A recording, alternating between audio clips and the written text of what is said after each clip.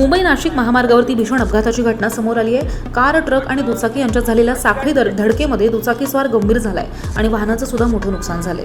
भिवंडीमधल्या एका ढाब्याजवळ हा अपघात घडलाय। मुंबईहून नाशिककडे जाणारी ट्रक, कार आणि दुचाकी एकाच दिशेनं प्रवास करत होते। दरम्यान ट्रक चालकानं अचानक ब्रेक लावल्यानंतर मागून येणाऱ्या कार चालकाला वेळेत ब्रेक लावता आला नाही आणि कार थेट ट्रकच्या मागच्या भागावरती आदळली। त्याचवेळी कारच्या मागणं येणाऱ्या दुसऱ्या ट्रकनं सुद्धा ब्रेक लावायचा प्रयत्न केला, पण तोपर्यंत त्यानं कारला जोरदार धडक दिली। त्यामुळे कार पुढून आणि मागून शेंगरली गेली। या अपघातादरम्यान ट्रकच्या मागेनं येणारा दुचाकीस्वार वाहनावरच्या नियंत्रण गमावून घसरला आणि रस्त्याच्या दुभाजकाकडे फेकला जाऊन गंभीर जखमी झाला। घटनास्थळी उपस्थित नागरिकांनी तात्काळ जखमीला रुग्णालयात दाखल केलं आणि अपघातग्रस्त वाहन बाजूला हलवून वाहतूक पुन्हा सुरळीत केली। सुदैवाने या अपघातामध्ये कारमधील प्रवासी सुखरूप आहेत आणि कारचं मात्र मोठ्या प्रमाणात नुकसान झालंय।